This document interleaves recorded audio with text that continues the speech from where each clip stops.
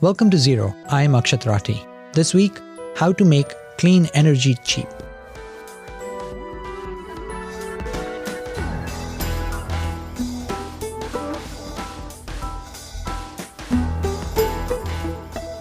The UK, the country I now call home, has been a shining example of how to act on climate change. It created one of the world's first climate laws back in 2008 that bound the government to reduce emissions on tight deadlines. The country has succeeded in rapidly replacing coal with renewables, shutting its last remaining coal power plant in 2024, and the ruling Labour government now wants to reach carbon-free power by 2030. But there's a risk that the progress may be undone. The climate law used to have cross-party support. That's no longer the case. The Conservative Party leader, Kemi Badenoch, announced last week that her party will repeal the climate law if it gets back into power. And the Anti-Immigration Reform Party, which these days ranks higher in some polls than the Conservatives or the incumbent Labour Party, also wants to get rid of the net zero by 2050 goal. The UK public still widely supports climate action, and another election won't take place for nearly 4 years. But the cost of living crisis and persistently high energy prices are opportunities that anti-climate politicians are ready to exploit. This is not just a British story. Around the world, there are politicians successfully pushing back on climate policies. But how the UK deals with the backlash will hold lessons for others. Today, I'm joined by Greg Jackson, the CEO of Octopus Energy. Octopus was founded in 2015 and has now become the UK's biggest energy retailer. Its software subsidiary, Kraken Technologies, serves 70 million households in 27 countries. Greg also sits on a board to support and challenge the UK government's Cabinet Office. And he has made his name trying to reform and restructure the UK energy market in ways that he says will bring down everyone's bills.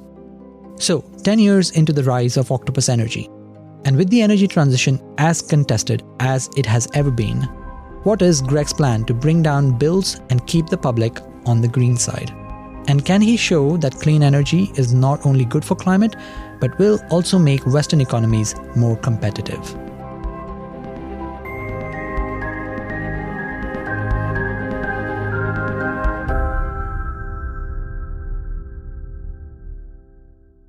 Greg, welcome to the show. Hey, thanks for having me.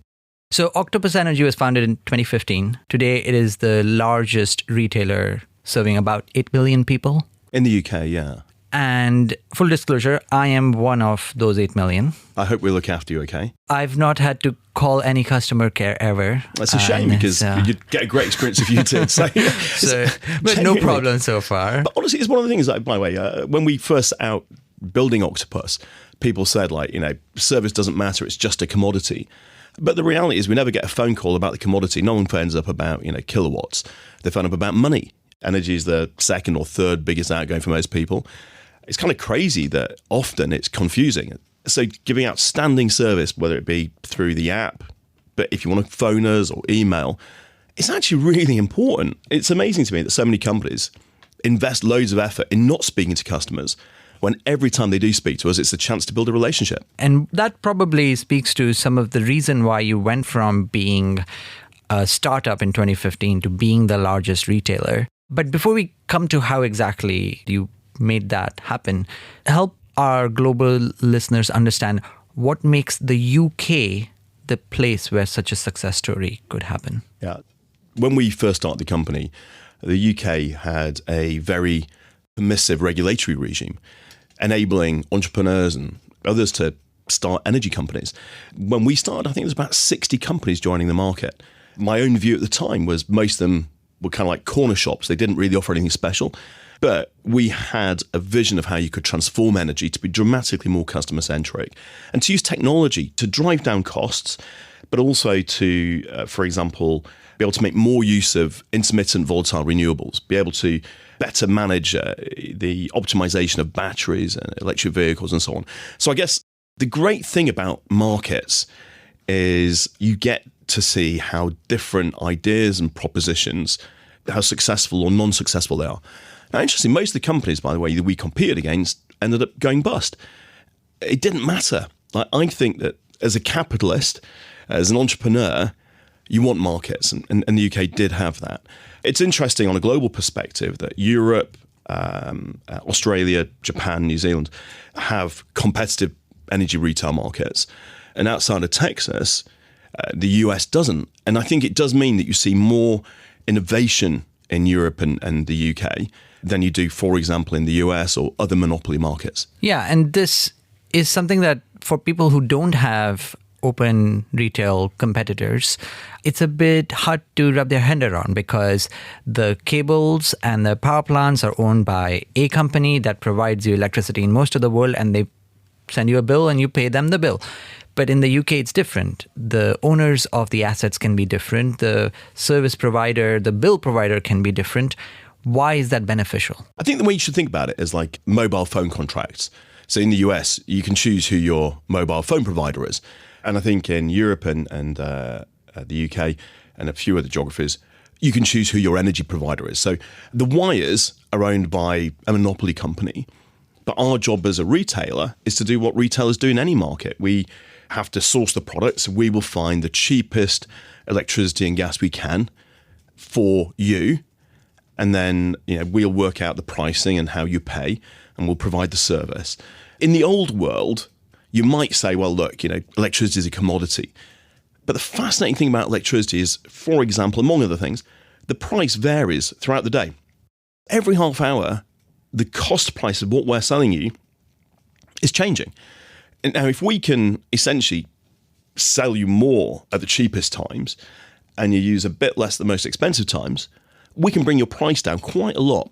Not everybody wants that, but enough people do that we can make the whole system more efficient for everyone. Another core aspect of why you've become so big is because of the software that powers Octopus, but also now many other utility companies around the world. And it's called Kraken. It's so valuable now that you're looking to spin it out as its own company that could fetch maybe $15 billion or more, who knows.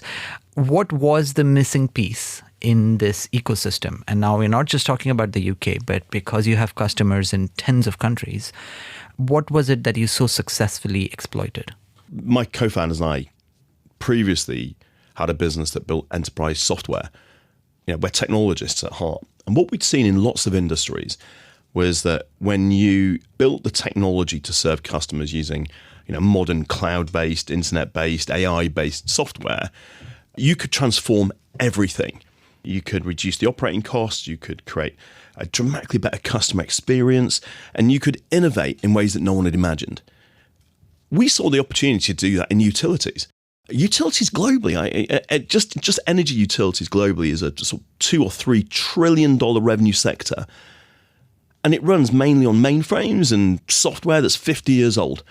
So we saw the opportunity to build essentially an operating system, like end-to-end software, Shopify for utilities, that would enable a utility to be dramatically more customer-centric and to operate much more efficiently. We actually approached some utilities and said, hey, look, we want to build this software. And utilities said to us something along the lines of, we need somebody to do it first. It sounds good, but we're risk-averse. Someone's got to do it first. And we realized that actually we would have to build our own utility, Octopus, in order to be able to demonstrate and develop the software, Kraken. Now, over time, Octopus went on to be a very successful demo client. Became the biggest energy utility in the UK, for example, and operates in very fast-growing in a bunch of other countries. So we were able to not only demonstrate that it worked for us, but then start licensing it to others. And today, Kraken's licensed around the world. We've got 75 million licenses, up from 0 5 years ago. It's transformed utilities. One utility used to employ 10,500 people and had a customer satisfaction rating of 2 out of 5. By the way, a staff satisfaction rating of 2 out of 5.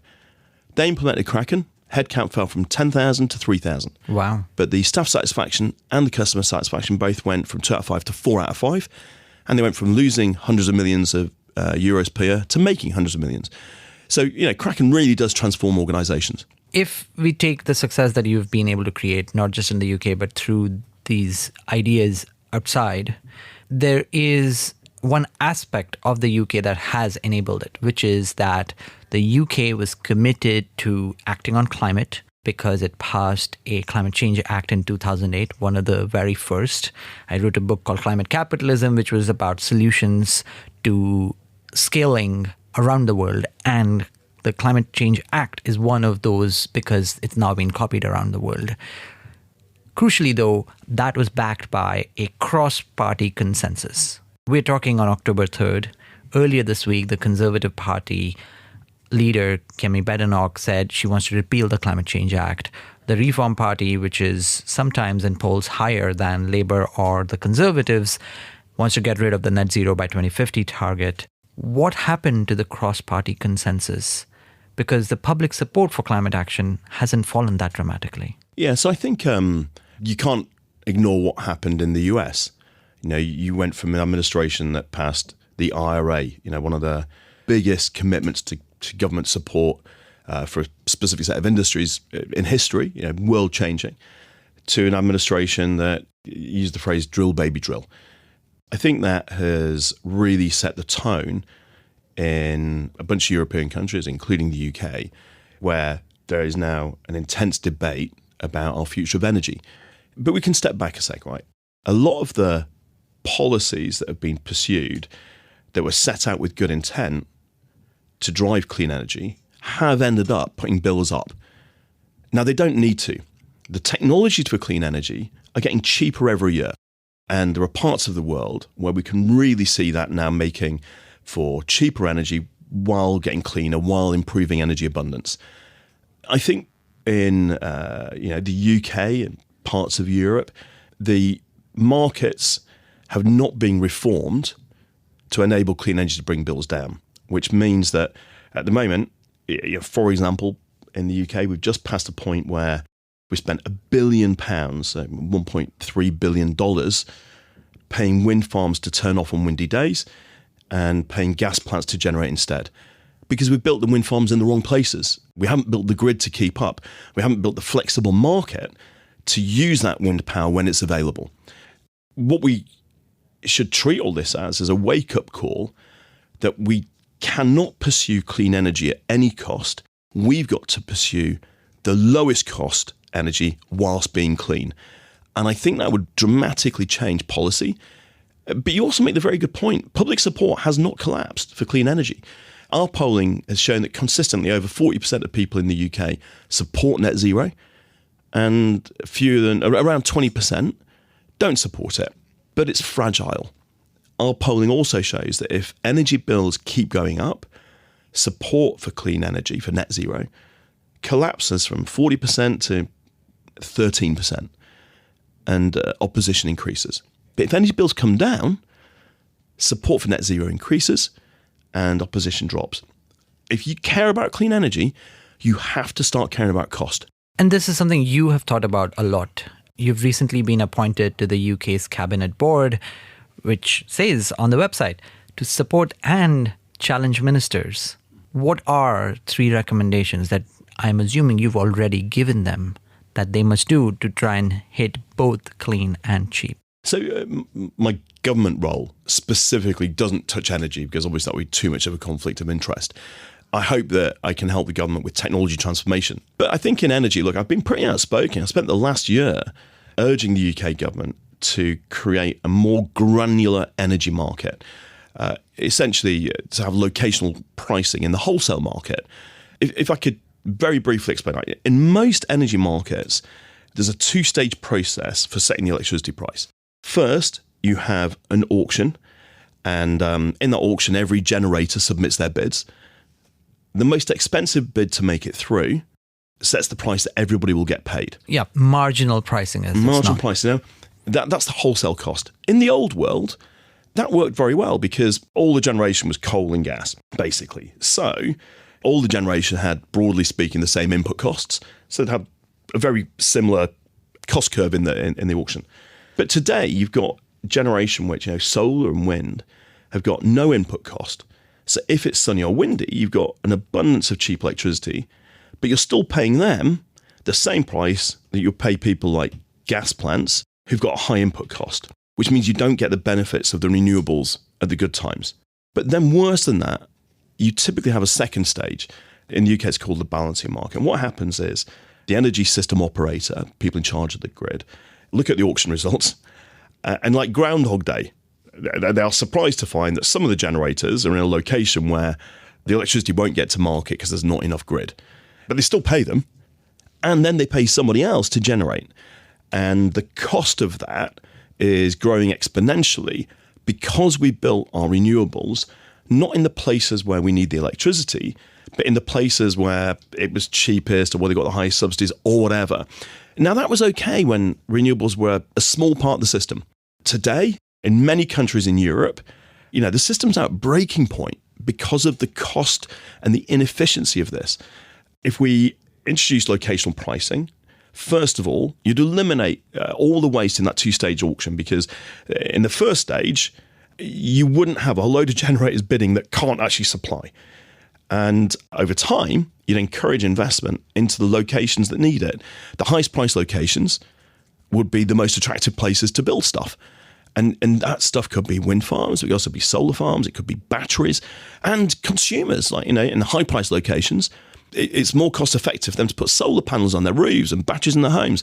In the cheapest locations, they buy electric cars. Look, markets work. We need more markets. I know you're very passionate about this, and I know this not just because I've seen you in the news, but you have been in my bills. My Octopus bills had my bill at the top and then an image of Greg Jackson with a big sign saying, "Stop this." And when you click on it, it went to a video where you explain all of this. As a side note, no bill that I get from a utility has that. And so I was a little surprised. So I asked my energy team and they ran it past Ofgem. And Ofgem said, there are no rules that restrict this. If Octopus is doing it, nobody else is doing it. I guess it's other people's lost opportunity to try and lobby for what you're passionate about. But there is a good reason why the UK has chosen not to do locational pricing. If I take the government's view on this, they say, look, we've got a clean energy mission to reach 95% clean power by 2030. We have a whole set of transmission lines that we know we are going to build. Many of them are in planning. If we suddenly shift to this new form of pricing, there will be a problem because we'll have to stop building a bunch of things that we were planning to build, and it will create a rupture in the market, and markets like certainty. So that's the reason they've decided right now not to have locational pricing. Is there a way where both parties can come to a point where locational pricing may be applied to the UK? Look, I'm not going to be churlish and keep lobbying for something that has been ruled out. The reason I explain that, though, is I think it helps us see the problems we need to solve in some way. You asked me for 3 proposals. The first one was some form of more granular market so we can operate the system more effectively and attract investment to the right places. But the second one is we need to stop spending so much money on infrastructure. You talked about the grid build there, right? If you can deliver people's electricity needs with less new grid, that is a good thing, right? Infrastructure costs a lot of money. And we also know that in mature economies, it's increasingly hard to build infrastructure. I would say find ways to build less new infrastructure and get more out of the existing infrastructure would be a very good thing. Yeah. By the way, very briefly on that thing about bills. When we first started our company, I remember the incumbent said energy bills are impenetrable because regulation defines what they look like. And it does. You've got a 2-page PDF that is absolutely laid out. This applies in almost every country. It applies in the regulated markets of the US. It applies all over the world. But, nobody understands what that bill means. And I think blaming the regulation was an excuse. We identified that you could attach that PDF to a plain text email that explains it in English, makes it really simple to know what's going on. I think it's our duty to explain to people why energy bills are the level they are. And so the videos you describe are not used for lobbying. I use them to tell people why bills are high, but I also tell them about the support we can give them, about ways they can save money. Increasingly, by the way, we do things like on sunny days and windy days, we can give people free electricity over and above their normal usage because it's abundant. And I tell them about that in those videos. In the 21st century, it's kind of crazy that we still expect a bill to be the same as it was when you had a bunch of clerks manually typing them out 50 years ago.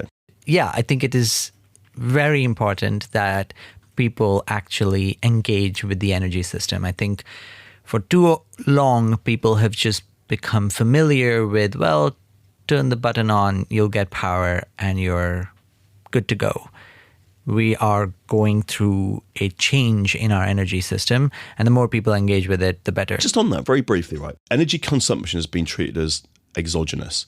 That is, it's been treated that people just use what they're going to use, and then they'll get a bill, and it's a sort of de facto outcome of their choice. And the only way you could save money was by using less. Imagine if we did that with food. If the only way you could save money on your food was by eating less food, that would be a bad thing. However, you can save money on your food by buying special offers, by buying the own label beans instead of the branded, and so on, right? And you make your choices. If we do the same in energy, people can save a fortune without using less. In fact, they can use more, and that's a good thing.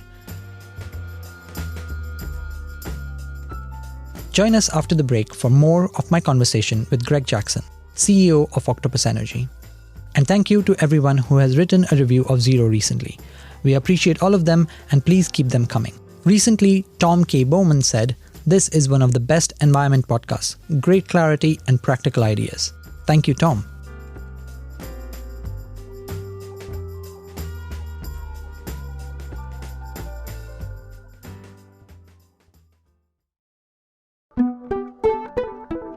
Going back to bills, there's the fuel cost, or whatever the cost the power producer is providing you, but there is the fixed cost that comes from the infrastructure that is maintained to keep, at least in Western countries, power running all the time. I grew up in India. Blackouts used to happen all the time. They still happen, not as frequently, but they still happen, and people are kind of used to it. But here in the West, oh my God, there's a blackout. There's a political crisis on your hand. So you're saying spend less on infrastructure. What do you do to try and reduce infrastructure costs? Because we've been told so many times that we need to build out the grid to enable all this clean infrastructure, this clean power to move from places where it's been produced to where it needs to be consumed, or to be stored in expensive batteries or some new technology that will be cheaper than batteries but is not ready yet. How exactly do you reduce the infrastructure price? In the old days, when all the power was from coal, you essentially had massive coal-fired power stations near the coal fields because it's expensive to move coal around. In today's world, solar farms can be anywhere, including on people's rooftops, industrial rooftops. Increasingly, things like electric vehicles, 5% of the fleet today in the UK, but a third of new sales. Over time, most economies are going to end up being majority electric cars. Just to give you some UK data, the UK electricity system is 50 gigawatts. When we've all got electric cars, there's 75 gigawatts of battery available, i.e. the entire system is going to change and become more decentralized. You mentioned expensive batteries. 10 years ago, batteries cost $1,000 per kilowatt hour. Last year was $100. The cheapest auction in China this year was $52. CATL, the world's biggest battery company, that's a $10 battery. Suddenly you end up with batteries. You don't just need grid-scale batteries. You can have them at the end of a street, in individual houses. And of course, the batteries that come for free in electric vehicles, electric cars, buses, everything. If you're building for that distributed system, you need dramatically less grid because, for example, you can store the electricity closer to the point of consumption. It's something to get your head around in the world of electricity, which is kind of bonkers, is every bit of grid is designed for the peak load. It has to be able to carry the peak load. The peak load might only be a few seconds a year. But at the moment, we will spend billions building a power line to handle those few seconds. If instead we can shave those seconds off by storing them in a battery and not having to transmit the electricity, avoid the peak, you can save billions in grid build. We should be building for that system. And you mentioned, these are all fixed costs on the bills of households and businesses. The fixed costs are brutal because once we've incurred that cost, there is nothing you can do about it. You can't consume less, you can't consume differently. You can generate as much as you like on your own rooftop, but you've still got to pay those fixed costs. Minimizing the fixed costs should be a mission for everyone in energy policy. And this idea of having infrastructure that is more distributed, so there might still be more infrastructure, but they are not the kinds of infrastructure that people oppose, right? The opposition for transmission lines is massive, and it's there around the world. Especially there in Anglosphere, but definitely there in most rich countries. And this opposition is not new. There was a famous book written by a senator in Minnesota in the 70s about a power line that was going from North Dakota to Minnesota that was going to bring coal power to Minnesotans. and they didn't want it. It wasn't a green opposition. It was people didn't want power lines because it was coal power at that time that was coming. So it was an environmental opposition. And now you have the desire that the only way green energy is going to be built is if you have also these transmission lines. If we know that there isn't political support for transmission lines, is it politicians just trying to hit on a solution that's never going to work? Yeah. So I think what's happened is we've got stuck on a path where the consequence of every decision made so far is that you need more power lines. Technology's changed, right? No one knew batteries were going to get this cheap. No one knew solar was going to be 300 times cheaper than it was 40 years ago. 300 times. We didn't know these things. That's okay. Now we know these things, and we are mad to stay stuck on the path that we had previously chosen. You mentioned earlier that, investors like policy certainty. Of course they do. But, the investors in, retailers didn't get policy certainty when Amazon turned up. They just had to reform their business models because technology had changed. We need that thinking in energy. And we really need it now in Western countries because you and I have spoken a lot here about essentially, Europe, the US, the UK. You mentioned India. But if we look at, for example, what's going on in China, all right, 74% of all the renewables being built in the world today are being built in China. China became famous for its coal plants, but coal power plants in China have slowed down to a trickle. Their utilization rates dropped from 60% to 50%. They're not building this renewables just to look pretty. They're building it because it's going to give them cheaper energy, plus energy security, and tackle their own concerns about environment, pollution, and climate. They're building so much of this infrastructure, so much of this cheap infrastructure, that they're driving down the cost. A wind turbine in China is 1/3 the cost of a wind turbine in the UK. Solar panels are, in some countries now, generating at 1.2 cents per unit. Americans are typically paying 15 to 20 cents a unit for their electricity. In Britain, they're paying 30 cents. And yet we can generate at not much more than a cent in many parts of the world. And batteries are coming down so much that you can use that solar nearly 24/7 in 2/3 of the world. If we're not looking at what's happening in other countries and we're sticking to the conversations in the sort of the West, what we really risk doing is kind of locking in on landlines just as the rest of the world is building mobiles. Yeah, I mean, the China model is one that is so tempting for people who think about climate change and who think about the future of energy. There is a risk with that model that is not replicable in the West because the politics, it's an authoritarian state, decides something, does it.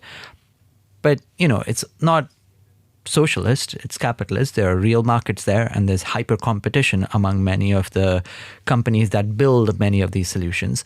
But there is a level of inefficiency that the government is willing to take on to try and make a bet. And that bet pays off. In August 2025, China exported, if you take just for that month, their green tech exports, more than $20 billion US. In 2024, for the entire year, the total sum of US LNG exports was about $20 billion. So China's already doing on clean energy exports what the US, would have loved to have done on fossil fuels, but can't even come close to match. And so there's clear success story there. But to try and replicate them in the West is really hard. UK is a small economy, has been a deindustrializing country for the last 50 years. What do you think the UK can do? Well, first of all, that's a great data point you had there, contrasting Chinese exports of clean energy tech with US exports of LNG. The bit that you didn't mention there makes it even more powerful is the clean energy exports are typically selling solar panels, wind turbines, and batteries. It's hardware which, once a country has bought it, will generate electricity for a decade or two to come. Whereas with LNG, the day you buy it, you use it, it's gone forever. And so, you can actually contrast there. Essentially, it's a stock versus a flow. And that makes it an even more powerful contrast. You mentioned the extent to which, for example, the UK is deindustrializing. We can't produce cheap solar panels here. We can't produce cheap batteries, probably. But you don't need to. Cheap energy underlies every industry, whether it be AI data centers or clean manufacturing. Typically, The value in a solar panel manufactured for China is $5, essentially the kind of gross profit whatever they make. The value for an installer is $200, and the value for the consumer might be $500 in terms of the electricity generated over its lifetime. It doesn't matter where you make them. What matters is using them. Already, you talked about their $20 billion of exports in a single month. At the moment, China is soaking up the vast majority of what it manufactures for itself, deploying them in the domestic market. But once its domestic market approaches saturation, the salespeople for those companies are going to be all over the world, and there will be a tidal wave of clean energy products that will be, you talked about politics. The whole of East Asia will be happy with them. South Asia will be happy with them. Latin America, to the extent anybody wants that, you're going to have abundant, cheap power available. And should the West really tie itself in knots on the politics and end up becoming a declining economy when everyone else will benefit from this stuff? Well, you are putting some of that to action, right? You have built manufacturing for heat pumps here in the UK, but some of the parts come from China because China makes those parts and they make them cheap. And so you take it from them. You've got a partnership with BYD now to try and take the battery that is sitting in a car, but use it not just for the car, but also to try and charge the grid, which is something that people had thought one day we'll do, but you are starting to do that now with Octopus. This idea of using more distributed infrastructure has been there for a long time. This idea of using demand flexibility where people will consume at the time when it's cheapest and you encourage them to, and they can, has been around as an idea for a long time. But Octopus is putting many of those in action. What have you learned from doing that? If you're as old as me, you remember a period around the year 2000 when there was a form of mobile internet called WAP, Wireless Access Protocol. And if you tried that, he said, like, okay, the wireless internet doesn't work. And then 2007, Apple brought a bunch of technologies together.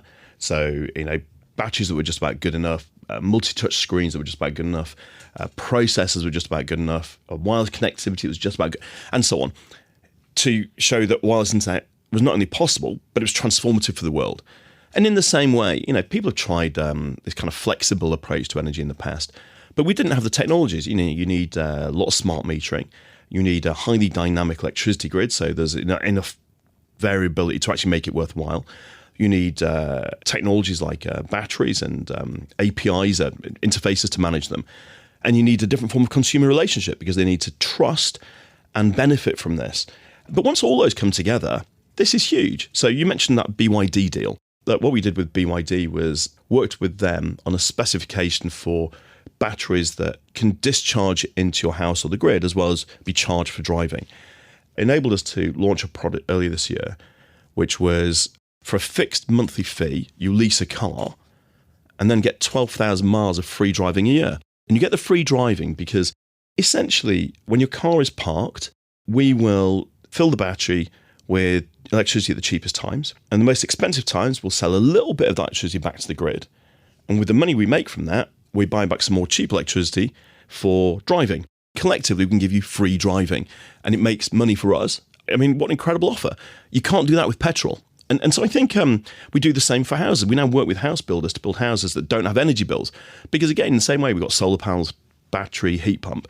And we will fill the battery when it's sunny and then sell some of the electricity back to the grid at the expensive times. And across the year, we'll use the money we've made from that to buy back electricity to run your heat pump, keep your house warm. And we guarantee no bills for 5 or even 10 years sometimes. That's kind of flexibility in action at scale using technology. You do have this crazy world now where on the one hand, we can be told that renewable energy is putting bills up. And on the other, I've just given 2 examples where it essentially eliminates them.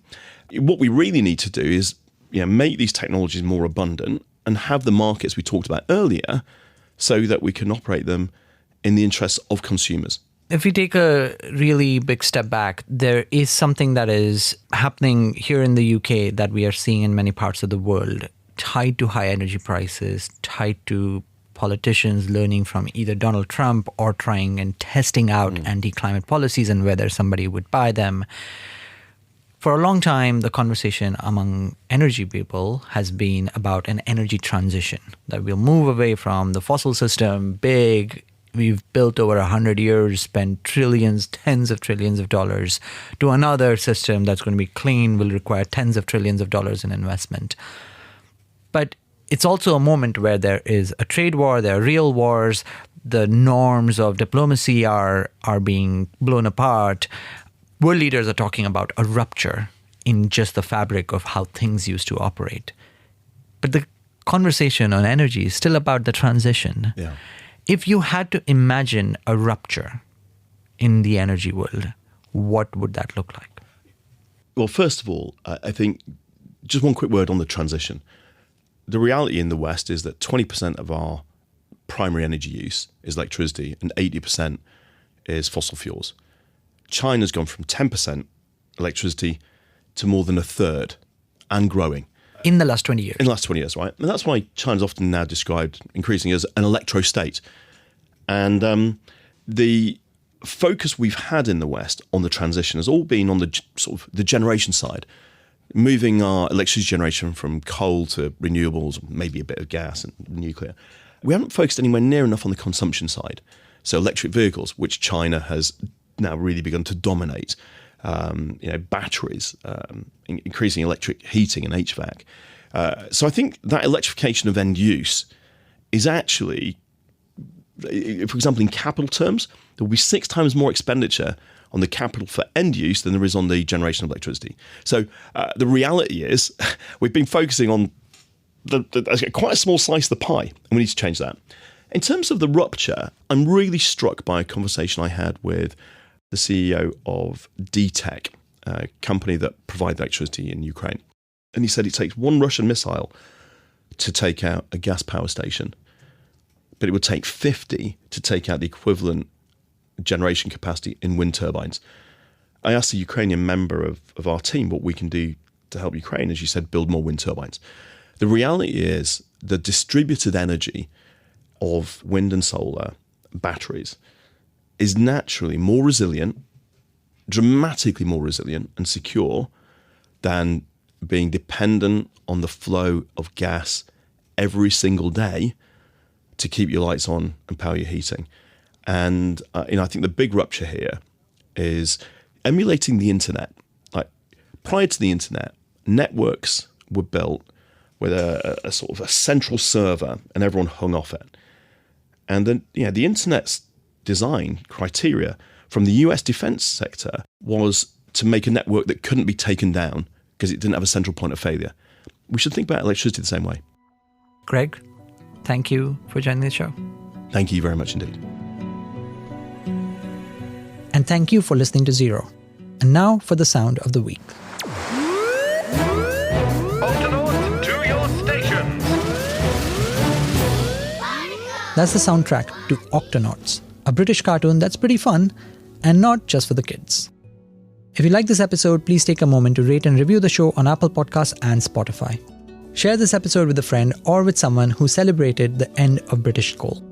This episode was produced by Oscar Boyd and Somer Sadi.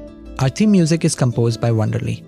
Special thanks to Will Mathis, Eleanor Harrison Dengate, Moses Andem, Laura Milan, and Sharon Chen. I'm Akshat Rathi, back soon.